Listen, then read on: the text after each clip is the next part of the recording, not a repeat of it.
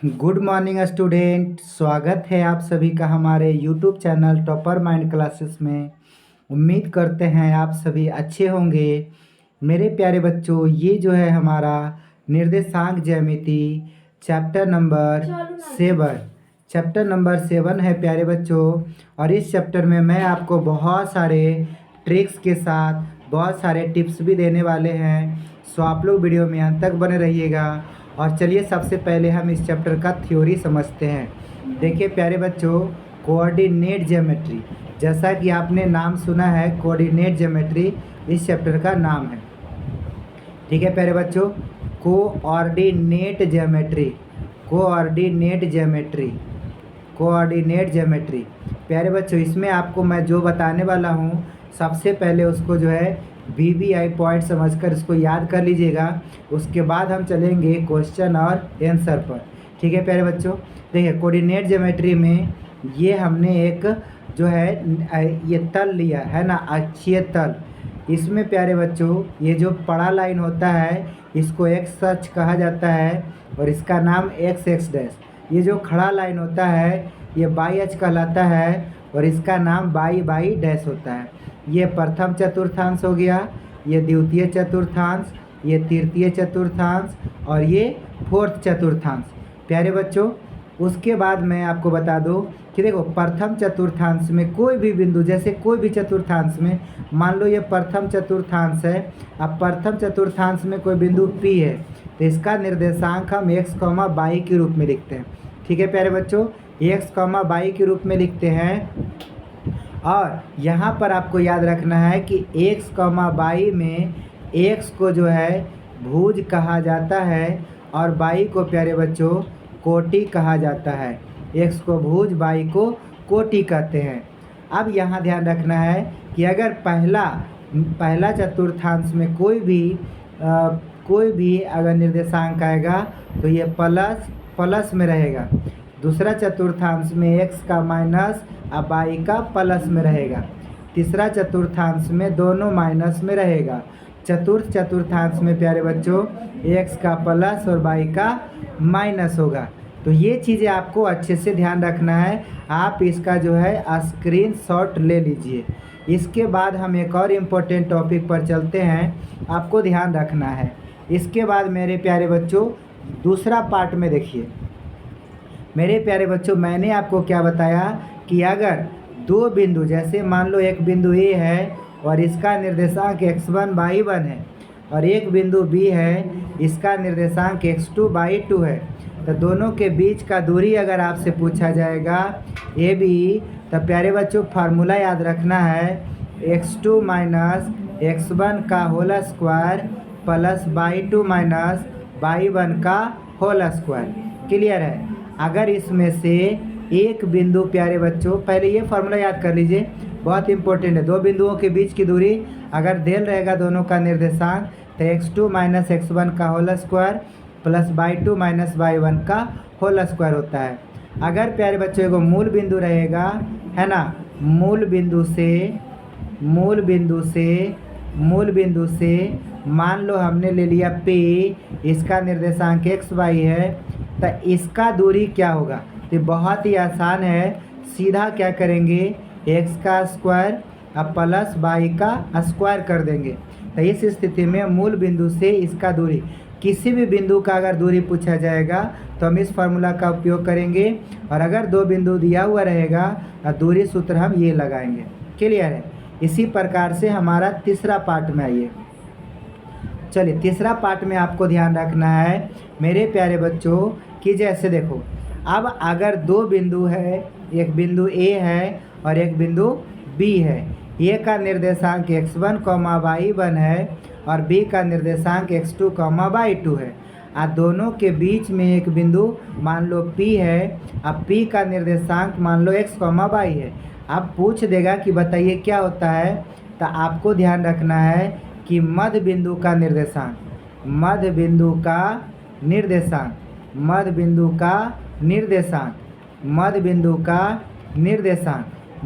का निर्देशांक P x, y का फार्मूला हो जाएगा x1 प्लस x2 बटा 2 comma by one plus by two बटा टू।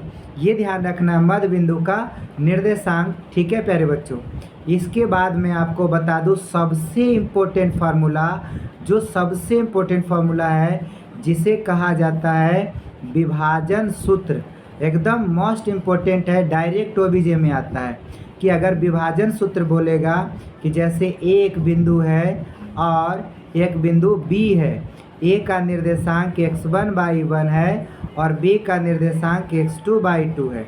अब मान लो कि इस पर कोई बिंदु P है, एम अनुपात n के अनुपात में अंतः विभाजित करता है, तो मेरे प्यारे बच्चों पी एक्स वाई का मान हो जाएगा, विभाजन सूत्र है mx2 प्लस nx1 बटा m प्लस n, उसके बाद m/2 प्लस n/1 बटा m प्लस n। याद रखना, एकदम रट लेना ये सब फार्मूला, ठीक है, जो बहुत इम्पोर्टेंट है विभाजन सूत्र। ठीक है, मैं सारा फार्मूला को ऑब्जर्व करके आपको दे रहा हूँ, बस केवल आपको ध्यान रखना है। उसके बाद एक और सबसे इम्पोर्टेंट कि अगर मान लो एक त्रिभुज दिया हुआ रहेगा, इसका निर्देशांक दिया हुआ रहेगा तीनों शीर्षों का, जैसे ए का हो गया x1/1, बी का हो गया x2/2 और सी का हो गया x3/3। अब बोलेगा मान लो ये बीच में मध्य बिंदु है, तब प्यारे बच्चों इसका नाम केंद्रक होता है। ठीक नहीं, इसको हम कहते हैं केंद्रक। आई बार बार एग्जाम में पूछता है, तब केंद्रक का निर्देशांक पूछा जाएगा प्यारे बच्चों। तो आपको क्या करना है, फार्मूला लगाना है x1 plus x2 plus x3/3 comma y1 plus y2 plus y3 बटा 3। बस ये चीज़ें आपको रट लेना। इतने सारे फार्मूला जो है आपको ध्यान लेना है। इतना में आपका 100% गारंटी कहते हैं कि सारा सवाल का जो है निचोड़ दे दिया जाएगा, इससे बाहर एग्जाम में नहीं आएगा, ये मेरा गारंटी है। ठीक है, और एक आखिरी फार्मूला प्यारे बच्चों, त्रिभुज का क्षेत्रफल। त्रिभुज का क्षेत्रफल, त्रिभुज का क्षेत्रफल। जैसे एक त्रिभुज है और इसका निर्देशांक ए बी सी में ए का निर्देशांक मान लो x1/1 है, बी का निर्देशांक x2/2 है और सी का निर्देशांक x3/3 है। अब पूछेगा कि इसका क्षेत्रफल क्या होता है, तब पहली बात तो देखिए संरेखीय नहीं ना है, संरेखीय नहीं रहेगा तब फार्मूला होता है half into x1/2 minus by 3 अब प्लस x2/3 माइनस बाई 1 अब प्लस x3/1 माइनस बाई 2। ये है, ठीक है। याद रखना है कि ये त्रिभुज ABC का फार्मूला होता है, ABC का क्षेत्रफल का। ठीक है, इसका ट्रिक क्या है, कैसे याद रखोगे, तो आपको ट्रिक याद रखना है 23, 31, 12। देखिए अब ये 23 का मतलब हो गया बाई 2 माइनस बाई 3, हुआ कि नहीं। 31 का मतलब हो गया बाई 3 माइनस बाई 1। अब 12 का मतलब हो गया बाई 1 माइनस बाई 2, हो गया। अब इसके पहले x1 हो जाएगा बीच में प्लस, इसके पहले x2 हो जाएगा बीच में प्लस, है ना, उसके बाद इसके पहले x3 हो जाएगा बीच में प्लस। इसको 4 बार अगर आप लिख दोगे तो फाइनली है कि आपसे ये चीज़ें याद हो जाएगी। ठीक है, तो चलिए हम यहाँ पर आपको ट्रिक बता दिए हैं, सो आप लोग ट्रिक को कंप्लीट याद कर लीजिएगा मेरे प्यारे बच्चों। उम्मीद करते हैं आप सभी याद कर लीजिएगा। 23, 31, 12 ट्रिक याद रखिएगा, त्रिभुज ABC का क्षेत्रफल।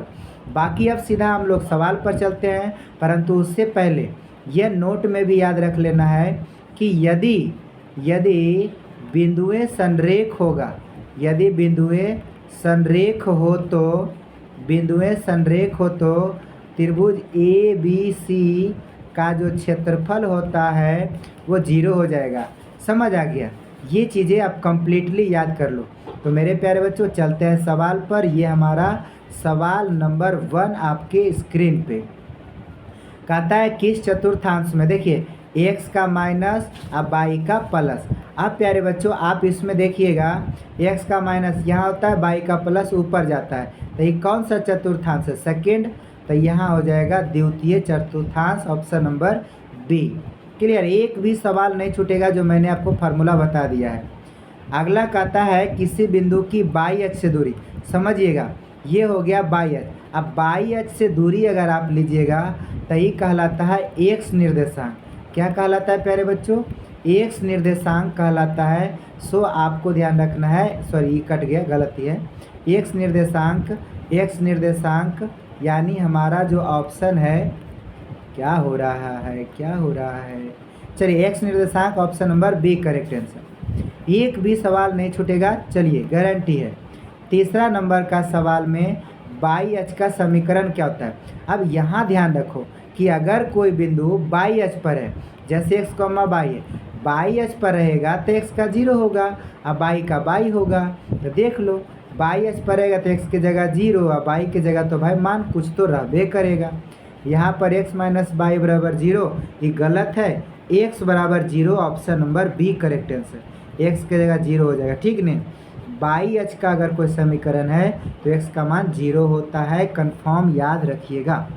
चलिए इसी प्रकार से चौथा, बिंदु किस चतुर्थांश में? देखिए प्यारे बच्चों, यहाँ पर देखोगे x का प्लस बाई का माइनस, तो आप बताइए x का प्लस ये हो गया, बाई का माइनस नीचे जाएगा, तो ये हो गया फोर्थ कोऑर्डिनेट यानी चतुर्थांश। एक भी सवाल नहीं छूटना चाहिए अब से, कोई भी स्थिति में नहीं। कार्तीय तल में किसी बिंदु इतना के कोटि का मान, मैंने बोला ना x को भुज कहा जाता है और बाई को कोटि कहा जाता है। तो प्यारे बच्चों आप खुद बताइए कोटि कितना है? 4, option number B correct answer.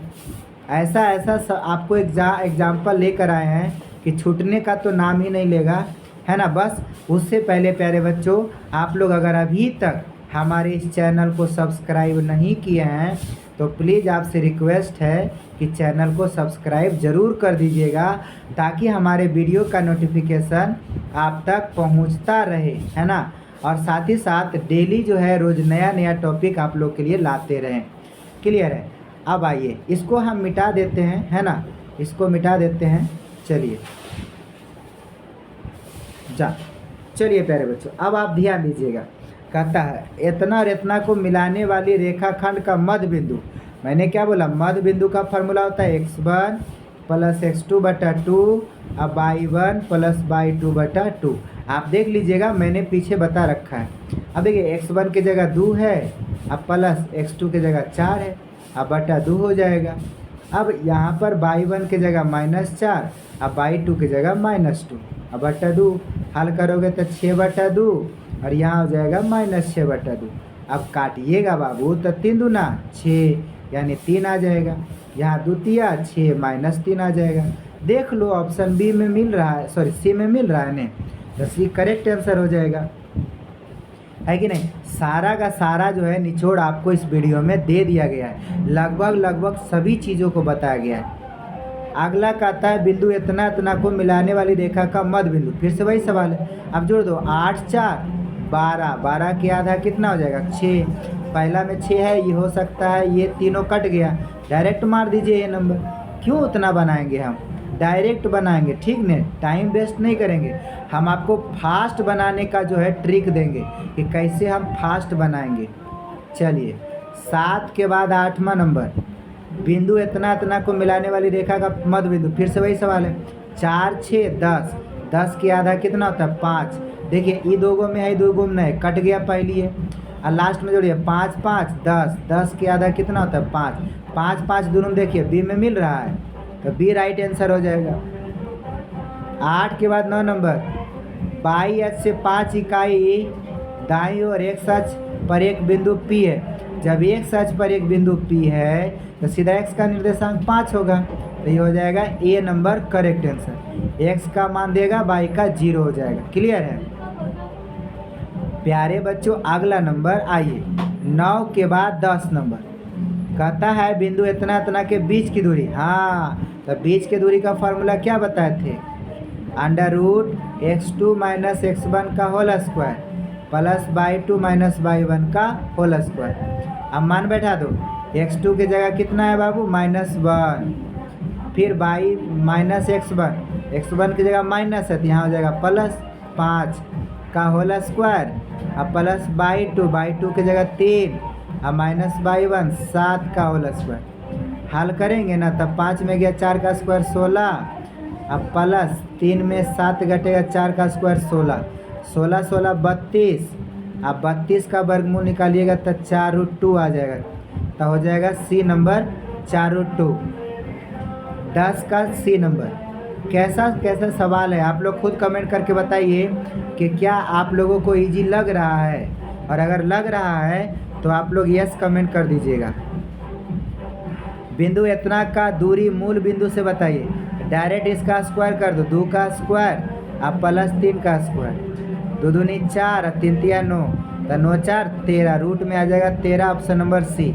इसका भी फार्मूला आप लोगों को वीडियो के फर्स्ट में ही बता दिया गया है, पहला स्लाइड में ही। अगला प्यारे बच्चों 12, बिंदु इतना और इतना के बीच की दूरी क्या होगी। फिर से वही चीज़ है, 2 में से 4 घटा दो 2 आता है, 2 का स्क्वायर अब फिर प्लस 3 में से घटा दो 2 आता है, फिर 2 का स्क्वायर, तो 2 दूनी 4 प्लस 4, रूट में हो जाएगा 8। अब वर्गमूल निकालोगे तो 2√2 आ जाएगा, ऑप्शन नंबर ए। यह सब एकदम फास्ट करने का तरीका है। 12 के बाद 13, बिंदु इतना के बीच की दूरी देखिए क्या करिएगा, 2 में से घटाइएगा तो जुट नहीं जाएगा माइनस से, तो 2 2 4, रूट में 4 का स्क्वायर अब फिर 3 में से 3 घटाएगा तो 0 का स्क्वायर, तो बताइए 4 का स्क्वायर बाहर 4 है ना निकलेगा, option number B correct answer. एकदम झकास ट्रिक दे रहे हैं आप लोग को ताकि एग्जाम में कोई भी सवाल ना छूटे। चलिए उसके बाद मेरे प्यारे बच्चों 14 में कह रहा है कि इतना इतना इतना का त्रिभुज का शीर्ष है, तो ये त्रिभुज कौन सा है। ये लंबा सवाल है, ठीक नहीं। अब इसमें थोड़ा सा टाइम लगेगा, हम 14 नंबर लास्ट में आके बता देंगे। लॉन्ग क्वेश्चन है, अब तुरंत बताएंगे तो थोड़ा टाइम लगेगा, है ना। चलिए 14 के बाद 15 में प्यारे बच्चों किस पाद में है। मैंने क्या बोला, x का माइनस अब y का प्लस। देखिए x का माइनस y का प्लस द्वितीय पाद में है, तब भी हो जाएगा, दम ही नहीं है सवाल में। उसके बाद 16, किसी बिंदु की x अक्ष से दूरी उस बिंदु का क्या कहलाता है। देखिए x अक्ष से दूरी बोलेगा तब y हो जाता है, तब y यानी y कहता है कोटि कहते हैं, कुछ कोटि, तो ये हो जाएगा बी नंबर। एक साथ से दूरी बोलेगा ना तो y निर्देशांक होता है, अब y का मान हो जाता है कोटि। क्लियर है, बैठिए। उसके बाद प्यारे बच्चों 16 के बाद 17, देखिए बिंदु का भुज क्या है, भुज किसको कहते हैं, x निर्देशांक को, तो देखिए -12, option number A correct answer. 17 के बाद 18, किस चतुर्थांश में स्थित है, किस चतुर्थांश में स्थित है। देखिए x का भी प्लस y का भी प्लस, तो आप गौर करिए प्रथम चतुर्थांश में सब प्लस प्लस होता है। अब तब प्रथम चतुर्थांश ए नंबर में दिख रहा है, ऑप्शन नंबर ए करेक्ट। इसी प्रकार से 19 नंबर कहता है ना, इतना इतना इतना में शामिल होने वाले रेखाखंड ए बी का मध्य बिंदु है, तो बराबर क्या है ना, बिंदु P जो है ए और बी में शामिल होने वाले रेखाखंड ए बी का मध्य बिंदु है, तो किसके बराबर पूछा है, y के बराबर। अच्छा y का मान क्या होगा, चलिए हल करते हैं। मैंने क्या बोला, जोड़ दीजिए x1 अब plus x2/2, y1 plus y2/2, है ना। अब मान बैठाइएगा तो क्या आएगा, x, y आएगा। सीधा सीधा बोलो ना, y का मान लीजिएगा काम हो जाएगा। तब y1 का मान यहाँ 6 है, y2 का मान यहाँ, सॉरी ये तो p का मान है ना, p का मान नहीं लेंगे हम, इसका मान लेंगे, है ना। 1 मिनट, यहाँ देखिए y1 5 हो गया अब प्लस y2 y हो गया, अब बटा 2 बराबर y का मान 6 है, क्रॉस मल्टीप्लिकेशन करेंगे तब 5 प्लस y बराबर 12, तब y बराबर 12 में से 5 घटेगा 7, option number B correct answer. और एक आखिरी सवाल हमारा है 20, बिंदु -3 -5 किस चतुर्थांश में है। तो देखिए दोनों माइनस में है, तो दोनों माइनस में किस में होता है, ये y भी माइनस x भी माइनस, तो ये तृतीय चतुर्थांश, option number C correct answer. Clear है। तो प्यारे बच्चों अभी हमारा क्लास एंड होता है, आपको वीडियो कैसा लगा? Thanks for watching this video. अच्छा लगा हो तो लाइक कमेंट और शेयर कर दीजिएगा। साथ ही साथ प्यारे बच्चों चैनल ज़रूर सब्सक्राइब करिएगा, है ना। चलिए बाकी वीडियो में बने रहने के लिए अंत तक आपका धन्यवाद। आपका दिन शुभ।